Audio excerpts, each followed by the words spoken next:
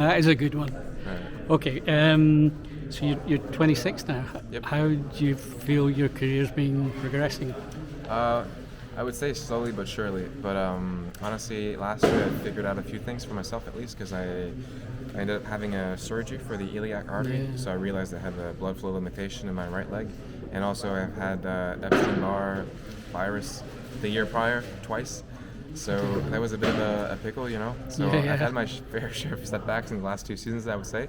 But the thing for me is throughout this, you know, I've had a few glimpses of performances where I won the national championships. You know, I was thereabouts in the Tour de Suisse a few times with some KOM jerseys and stuff like that, in other races as well. So it's like people thought like, oh yeah, I was flying a bit under the radar, but people knew more or less my name, I would say. But also knowing that I was carrying a few, you know, health issues along the way, and also, like I said, like a kind of a mechanical limitation with my leg. Yeah, it was nice to kind of like put the pieces of the puzzle together for myself. And I also came to Europe quite late, you know, so I made the jump here when I was 23, more or less. So in cycling terms, that's getting quite late nowadays. Yeah, but you can see you'll see an improvement now. You would 100%, you would hope. you know, and I take a lot of inspiration from a few guys that we see performing at a really high level now that kind of came in late also a little bit. One prime example I would say is like Stevie Williams, you know, who was always a really good rider, but last year really noticeably like took a step up, you know. So I see this and I'm like, yeah, you know what, it's like age in my mind is just a number, but I'm really focused on like my own kind of personal development, and I'm still learning so much, you know. But maybe you have a longer career because you've started at an older. You know, 100%. I'm really not putting mature. a number on like where I want to stop, where I want to, you know, or whatever. It's like, for me, I'm enjoying it a lot at the moment. You know, I'm still learning a ton, and I'm like in a better place, I would say, obviously physically, health-wise, and also mentally. I'm just, you know, a bit more wise, I guess, being 26 instead of 22 or whatever. So I feel good, and I hope to do this for a little while. So. Well, you see, well, Evenepoel, perfect example. Maybe he'll stop in, I don't know, a couple of years. You don't know. There's no telling. You know, he's so young.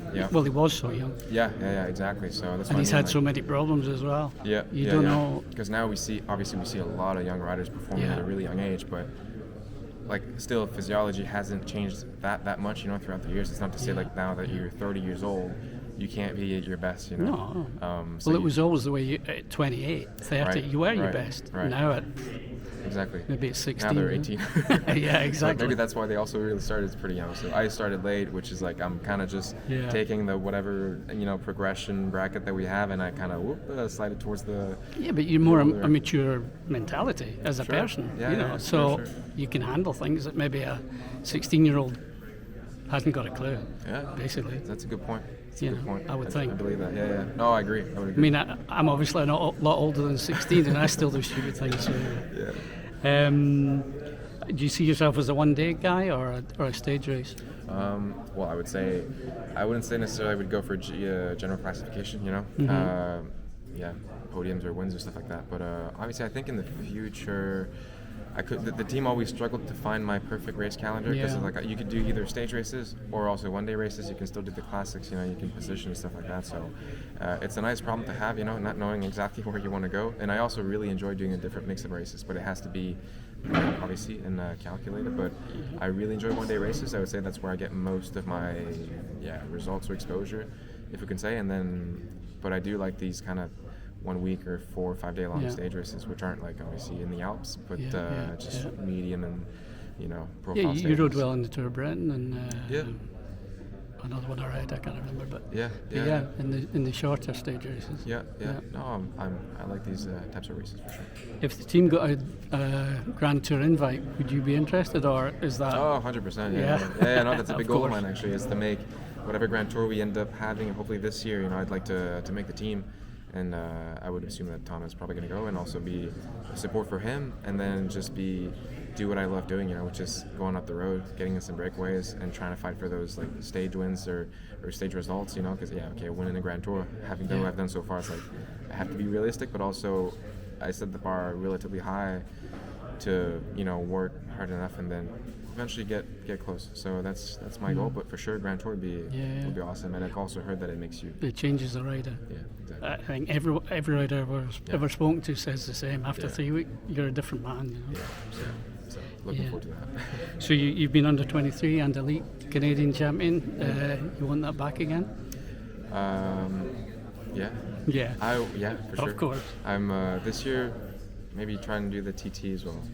So, yeah, we'll see. But you were for sure it's nice. second in the TT one a couple of years ago. In the elite, Yeah. Last season, but then one season ago. Sorry. Yeah, it was 2 years. Yeah, 2 years ago. But now also with the surgery I just had, hopefully that helps. Yeah. At the end of last year, you had a good season. The Tour of Britain, Piemonte, and Elfstaden as well. You rode well, and then you feel better at the end of the season, or was that because of the of the illness? Well, actually, last year was a strange season for myself. I had I started the year really feeling pretty bad, and then I actually got the surgery for the iliac artery on the 11th of April. So from then on, I had almost 3 months without even touching the bike, smack bang in the middle of the season. So which is like probably every cyclist's worst nightmare, right? And in terms of preparation, pretty bad. And then I literally trained for I would say 4 weeks or so about a month, and then I raced all these races full gas from middle of August until the very end of October. So I really wasn't putting any pressure on myself whatsoever. Tour of Britain was my second race back after I don't know how many months out, and also 3 months completely off of my bike and off of any really physical exertion, which is kind of crazy to think. So I was like, every stage I would get dropped just a few kilometers from the finish, and there's like 30 guys left, 20 guys left in the front group, and I was like, so bummed about it. But then I realized, like, but you just got back on your bike, and you've had a hell of a long break. So when you put it in the context of the whole season I've had, is like I was actually really, really happy with this, and it gave me a lot of confidence coming into the winter, which is all I wanted. Finishing the season was just to do those races, not get ill, obviously, and all that, and gain some confidence. But I did more than what I expected, so I was happy. How do you feel about racing in Belgium? I don't mind it. Actually, I enjoy it. It depends which races. Some races, I think, but I would say even most riders say this. Even riders that are like really specialists in these races, they're like, there's a few that are kind of commonly known that are quite dangerous, and for whatever the sprints or the crosswinds or stuff like that. It's a different world. It is, but I do enjoy it. Yeah, this is your third season with the team. Yep. Have you noticed a progression with the team as well? Yeah, significant changes. Even last season, but also this year, I would say I can see is the biggest change. In many ways, but many positive ways, which is awesome. Because also, like, you can feel a different kind of energy, if it makes sense. Yeah. And obviously, it's a big step up having Tom with us, but also the other riders. Because obviously the team is going to level up just from having a rider such as Tom on the team. But then we have a lot of strong guys that can really are still flying under the radar, in my opinion, but really hopefully can shine next year having their own opportunities. So. Yeah, I know it's difficult, but do you know your schedule for next year? Yeah, more or less. I should be.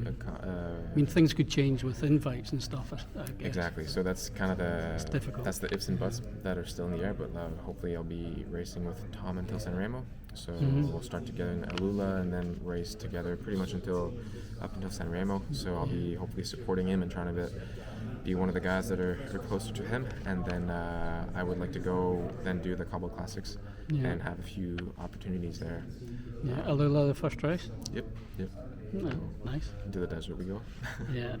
And what do you hope for in everything? In your career and life and everything? Well, in my career, obviously the cheesy ones are riding the Tour de France. Yeah. Eventually. A long-term goal of mine, more or less, is to do well in the Montreal World Championships. So not this year, but 2026, which is a big goal. And then, those like the Quebec and Montreal races are pretty big for me in general, I would say.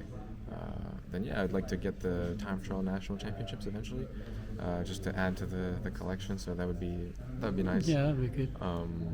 And other than that, honestly, I'm kind of going with the flow and rolling with the punches, because it's like I'm not really sure exactly what my full potential is, but I'm hoping to find out, and I'm just working in a direction that I feel like I can achieve this, as best I can. So. Do you think about after your career, or? Oh yeah, sometimes I You do do? for sure. Yeah.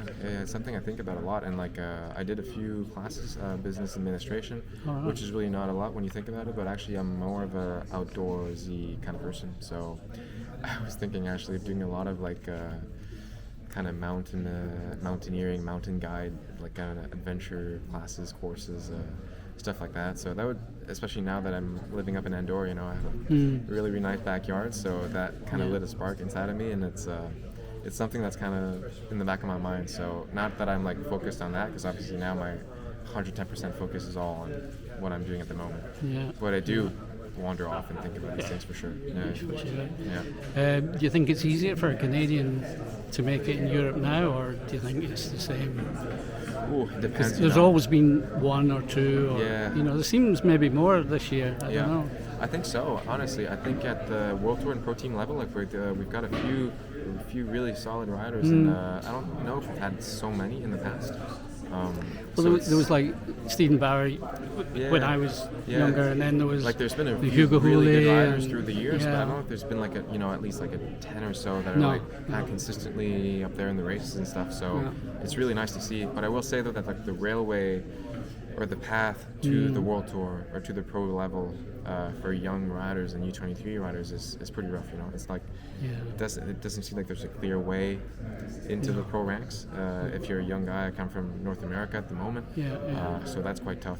Unless you're a super talent or something, it's hard to get noticed. And Well, I it's was hard going to to say make in it. America, it's It's dead. Let's be honest. it's really difficult It's now. really I hard, mean, yeah, before yeah. it, It was already something coming, but now, Yeah, I remember when I came in, it was like there's still a circuit, but it was slowly fading away. Yeah. And then the year I left, obviously was 2020. Then it was COVID, so and that was really the nail in the coffin. But it was already like on its final legs, I would say. Well, like them, you have to go to Europe. Yeah. Basically. Oh, if you It's want to the race only way you can do it. No doubt. So, what about when Canada becomes part of America? How are you going to feel about that? Well, I did live in Tucson for 3 years or so, so I'm like half American. No, I wouldn't say half No, American. But come on. my brother and my dad live in Tucson in the U.S., but well, I'll be honest, I don't follow politics a ton. No. I'm aware of what's going on and You're stuff. probably That's, better not, actually. Yeah. I'll keep the politics with the politics. And stay, Or you can stay move to what I know. Greenland, maybe.